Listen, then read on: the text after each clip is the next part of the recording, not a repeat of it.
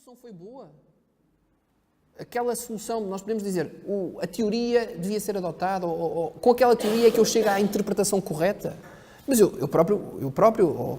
entendo ser o jurista, ou a ciência do direito, tem várias interpretações. Então, as teses sobre a construção da ciência, no âmbito da filosofia da ciência, elas não conseguem ser projetadas para o domínio do direito. Embora haja artigos irrelevantíssimos em que se propõe, também de autores portugueses, o Dr. Alexandre Mota Pinto tem um texto sobre isso, o Sr. Paulo Mota Pinto também, que não é possível falsificacionar, pôr à prova e depois perceber que não funciona. Mas aqui a questão, aqui do ponto 5.2, é um pouco outra. É porque, reparem, no fundo seria outra questão. Eu faço algo diferente ao estudar o direito, ao fazer história do direito, ou ao decidir um caso. Qual é a diferença? Eu diria que a única diferença está nisto. Está na pergunta que eu estou a fazer. Para eu resolver um caso hoje, não interessa agora como, isto não é metodologia jurídica, construo uma solução. Então imaginem, se eu fosse historiador do direito presente, o que é que eu faria? Se o direito são discursos, como é que se constroem as soluções, eu tentaria perceber como é que há 2 séculos atrás, qual é que seria a solução para um caso. Para eu perceber o que é que seria o direito, eu tinha que perceber qual era a solução proposta. No fundo, a questão está nisto. A única diferença é que, quanto ao passado, eu não sou protagonista. Isto é, eu não participo nas discussões sobre o passado, sobre as melhores soluções no passado. Embora eu precise de compreender como é que no passado se discutia a melhor solução. Quais eram as soluções propostas. Hoje, para resolver um caso, eu tenho também de pensar quais são as soluções. Simplesmente eu agora, como jurista, a minha preocupação não é saber como é que é uma resposta jurídica, qual era a resposta jurídica no passado, nem é simplesmente saber qual é a resposta jurídica hoje. A minha questão é outra, é propor essa resposta e assumi-la. Eu sou responsável por. Eu diria que a única diferença está na responsabilidade. O método é o mesmo. E depois leva a uma outra questão, que é de saber se um não jurista pode fazer história do direito. Uma questão que dividiu muito tempo, os historiadores dos historiadores do direito. Reparem, eu diria que a maior parte dos historiadores do direito não faz história assim, desta forma que eu aqui expliquei, mencionei, ou referi. Por outro lado, a maior parte dos juristas os juristas também são todos diferentes. Por isso a questão não é tanto essa. Eu diria que qualquer pessoa pode fazer história do direito. Umas pessoas terão mais vocação, terão mais sensibilidade do que outras, independentemente de serem juristas ou não. A questão é qual é a sua preocupação. Se a sua preocupação for a de procurar as soluções tidas por jurídicas a cada momento, estão a fazer história do direito. Se estão a fazer bem ou mal, isso depende da forma como a comunidade a receber. Não é mais do que isso. Agora, voltando àquelas provocações, uma é essa ideia de que não existe propriamente a história do direito. Foram existindo ao longo do tempo discursos relativos às soluções jurídicas. Fazer história do direito é estudar esses discursos, é falar sobre esses discursos. Mas isso não significa que exista uma história do direito. Por outro lado, há essa questão da historicidade do direito, do discurso jurídico, tanto ontem como hoje. Mas, por outro lado, há uma questão mais relevante, talvez, que é de perceber se a juridicidade tem alguma autonomia face a outras dimensões normativas, a outras realidades normativas. O que pode ser posto em causa é até se existe alguma coisa a que chamemos, a que possamos chamar pensamento jurídico, diferente de um outro modo de pensamento. Ou se todos os pensamentos normativos não são idênticos. É a questão do raciocínio prático, da razão prática. A discussão sobre a diferença entre direito, moral e religião talvez seja uma discussão muito ultrapassada. Não é ultrapassada porque está a ser bem ou mal tomada, ou porque agora devemos aceitar que o direito e a religião são a mesma coisa, ou o direito e a moral. Não é esse o ponto. é que talvez não possam ser autonomizadas. Isso não significa que tenhamos de ser religiosos ou que o direito fica preso à religião. Não é esse o ponto. A questão é na comunidade política, temos hoje por boa, alguns têm, de que os critérios a utilizar não são determinados por autoridades eclesiásticas. São, no limite, determinados por autoridades civis. Mas isso não significa que a forma de pensar seja diversa. Isto vale para o direito, para a moral, para a religião, para os jogos. Por isso a questão também da associação entre a hermenêutica e um certo lado lúdico da interpretação desta atividade.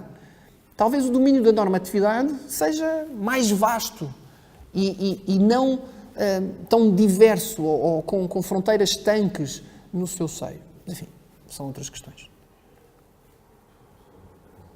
Uma pequena pergunta. A professora disse que a preocupação do historiador também que faz a história do direito não é concretamente saber como é que as coisas aconteceram no passado, mas é propor, fazer propostas que sejam, de certa forma, inovadoras esta área do direito. A pergunta que não se quer calar é a seguinte: pode-se também buscar o sentido dessa história? É possível buscar o sentido? É possível ir buscar? O sentido dessa história? Vamos a ver, esta ideia de que fazer história é falar sobre o passado tal qual ele ocorreu, os factos tal qual foram, que é uma ideia que associamos a Rank e à história positivista do século XIX, não é que é diferente de Comte e do positivismo nas ciências. É uma ideia de que de um modo ou de outro nós estamos habituados até na linguagem comum, quando dizemos isto é um facto, não vamos discutir isto. Mas já hoje, perante qualquer realidade que nós vivenciamos, que observamos, nós podemos divergir na leitura que fazemos dessa realidade. Quanto ao passado, nós temos uma dupla dificuldade, que é, no fundo, uma dificuldade sobre essa dificuldade. Nós não observamos o passado. E nós não temos a possibilidade de saber o que aconteceu. Mesmo admitindo que é possível saber o que está a acontecer, não temos essa possibilidade. O nosso conhecimento sobre o passado é mediado por fontes. Por isso, eu não sei o que aconteceu, nem posso saber o que aconteceu, mas posso propor algo. Eu posso dizer que eu vejo nisto, nestas fontes, eu vejo isto. E vejo isto por estes motivos. Para voltar àquele exemplo da exposição, no momento em que César atravessa a fronteira das províncias, eu vejo um ato de revolta política. Eu vejo o momento em que César passa da legitimidade para a ilegitimidade, do exercício do poder. Foi isso que aconteceu? Não é relevante. Ou seja, não é relevante porque o meu discurso vai ser construído não sobre o que aconteceu, mas sobre aquilo que eu vejo ter acontecido. Na experiência grega, a palavra teoria provém dos teóricos. Os teóricos eram aqueles que eram enviados por uma cidade a outra cidade para assistir a um ato especialmente importante. E esses homens regressavam e diziam o que tinham visto. Os que estavam na cidade não podiam saber se aquilo era verdade ou não, se o relato correspondia à realidade. E a única coisa que poderiam saber no futuro era se outros relatos feitos por outras pessoas, apresentassem divergências. Mas aí, nesse caso, também não sabiam o que se passava. Ficavam só a conhecer diferentes relatos. A tese é de que a historiografia não produz mais do que diferentes relatos sobre o passado a partir de fontes das mesmas ou de fontes diversas. Eu não sei se depois na parte final da sua observação se referia à questão de um sentido para a história. Tendemos para a democracia, para... Alguns autores dirão que sim, outros dirão que não. Podemos saber? Não, talvez, acho difícil que possamos saber.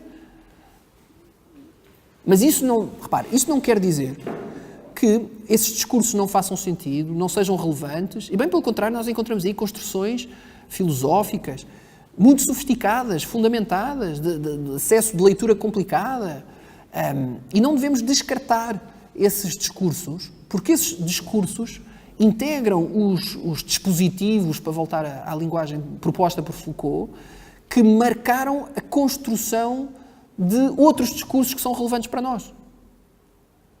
Reparem, hoje falamos muito sobre direitos humanos. A dignidade da pessoa humana. No fundo, a questão não interessa muito. Para alguns, não interessa muito saber se as pessoas são iguais ou não. Esta ideia de que somos todos iguais. Conseguimos demonstrar isto?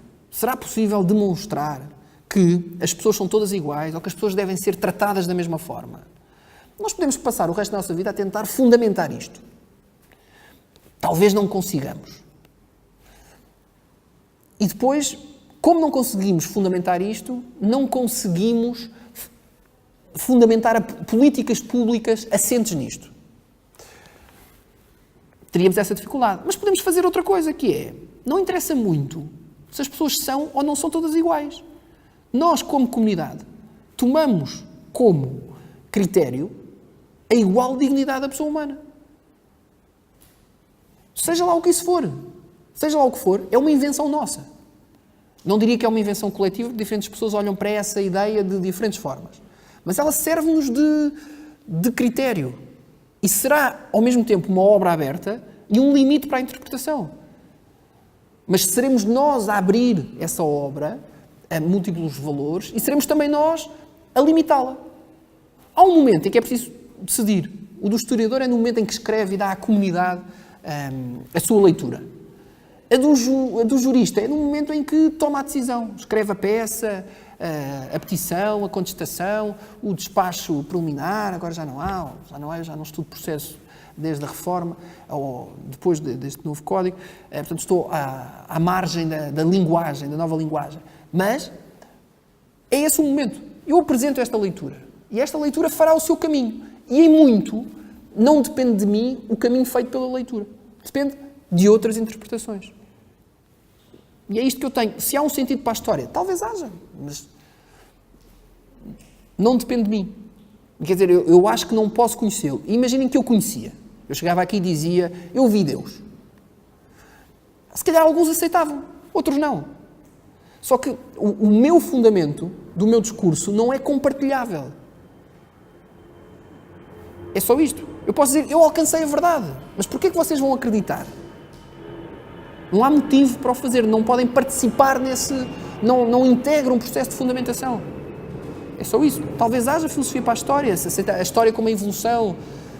Mas se a história são os factos, é que depois temos de perceber o que é a história. Se a história são os factos, mas os factos desenvolvem-se. É porque nós identificamos no contínuo histórico, estamos a separar. Mas os factos são todos relacionados, não é para dizer, como se diz agora, que anda tudo ligado, mas o ponto é esse. Nós estamos sempre... Aquilo que nós dizemos ser um facto é um corte artificial na existência. Dizer que há um sentido para tudo isto, se recorrêssemos à filosofia da ação, então parece que precisávamos de uma intenção. Que tudo na história era o resultado da atuação de um ser com uma mente ou com características fisiológicas similares à dos seres humanos. Mas